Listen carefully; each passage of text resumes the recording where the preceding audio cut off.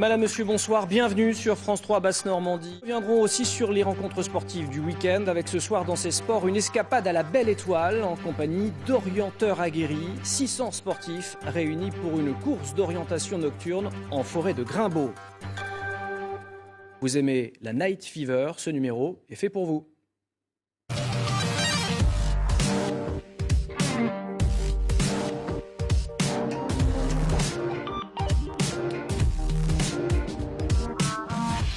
Salut et bonne année à tous. Cette semaine, c'est sport. Pour cette reprise, je vous invite dans le milieu de la course d'orientation. Plus de 600 orienteurs étaient réunis ce week-end dans le Calvados. On en parle tout de suite, c'est sport. C'est parti.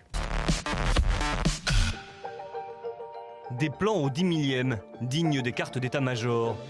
Voici l'objet sacré des passionnés de course d'orientation. Des cartes qui nécessitent plusieurs mois de travail et qui resteront secrètes jusqu'au tout dernier moment.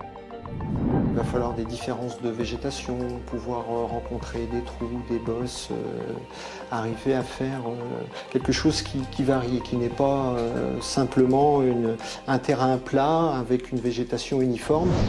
Une végétation à travers laquelle les orienteurs devront tracer leur route et pointer ces boîtiers disposés tout au long du parcours. Une compétition d'orientation est donc loin d'être une sortie improvisée. Samedi, pour la course la plus longue, le marathon, ce seront 125 boîtiers électroniques de ce type qui seront installés en forêt. Non seulement il faut être capable de bien lire la carte, pas faire des kilomètres superflus, ne pas faire du dénivelé en trop et tenir quand même 6 heures la nuit dans le froid. On est quand même au mois de janvier, donc il faut prendre ça aussi en compte et ce sont des courses d'orientation qui sont en autonomie complète. Si la discipline est exigeante, son principe reste simple. Relier le plus vite possible des balises indiquées sur une carte, en forêt, mais aussi en ville. Avec 6000 pratiquants, la course d'orientation reste encore confidentielle en France, mais dans les pays nordiques, elle attire les foules pour des compétitions très médiatisées. C'est pourtant un Français qui domine le sport, Thierry Georgiou, avec plus de 10 titres de champion du monde.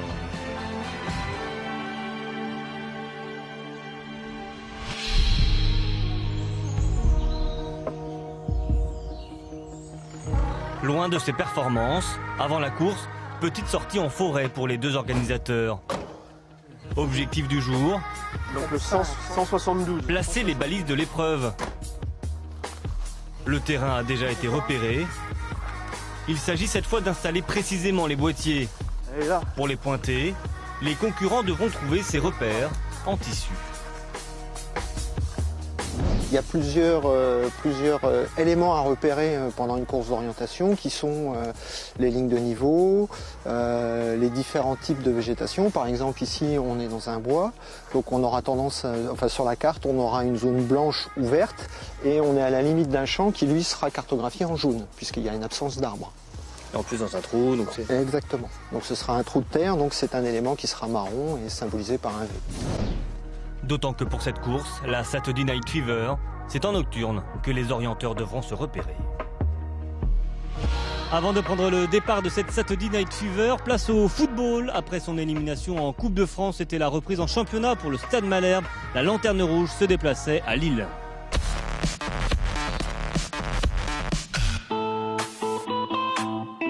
Retour à notre fil rouge avec Eric et Sophie Brassard. Depuis plus de 10 ans, ces deux professeurs de lycée écument les courses d'orientation dans la France entière. À force de passion et d'un entraînement, 3 à 5 fois par semaine, il y a quelques années, Eric a même décroché un titre de champion de France en nocturne. Il faut allier la vitesse de lecture de carte, la représentation carte-terrain, terrain-carte, c'est-à-dire ce qui est décidé sur ma carte, qu'est-ce que ça va être en vrai, et quand je vois quelque chose en vrai, comment ça va être dessiné. Donc c'est toute cette relation terrain-carte qu'il faut qu'il soit faite le plus vite possible. La discipline est toujours une affaire de passionnés, souvent une affaire de famille. Ce soir, pour la nocturne en équipe, c'est ensemble qu'Eric et Sophie vont disputer leurs 10 km. Direction Feugerolles-Bully. Avec près de 600 participants répartis sur 5 courses différentes, la Saturday Night Fever est l'une des courses d'orientation de nuit les plus importantes de France. Les premiers à s'élancer sont les participants à la Marathon Haut. 42 km théoriques, sans doute plus. Attention. Je suis connecté. Et 125 balises à pointer. On vous donne les cartes au top. La première c'est Grimbaud, la deuxième ce sera Amaillé, là c'est au couloir, Feugrol et ainsi de suite. D'accord? Avec toutes les cartes dans l'ordre. C'est cadeau, c'est cadeau.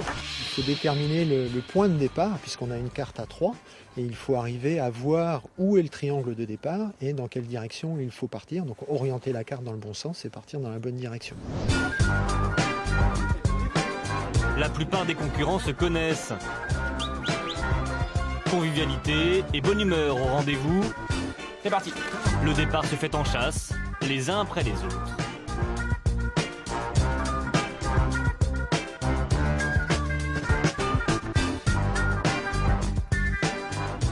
Après la marathon, les autres courses vont s'élancer dans quelques instants avant de retrouver notre couple d'orienteurs Eric et Sophie. Place au reste de l'actualité sportive dans la région.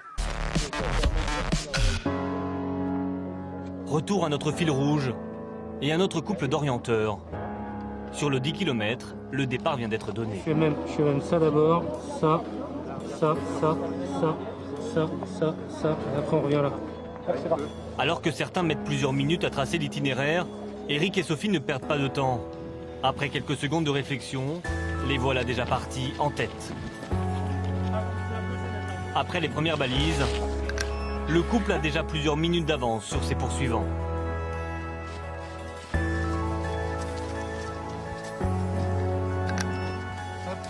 Ça marche impec pour l'instant. Ah, nickel, pas de soucis. Okay. Un peu gras mais ça va. La seconde partie de course est un itinéraire imposé avec des balises à pointer dans l'ordre.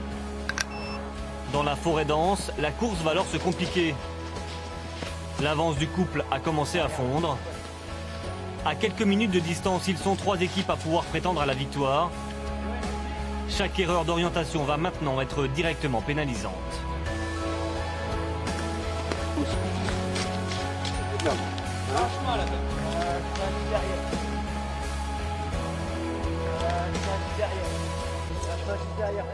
L'arrivée est proche pour les concurrents de la course. En attendant, place à notre dossier consacré à un jeune canet de 26 ans, l'un des meilleurs spécialistes au monde de skate cross.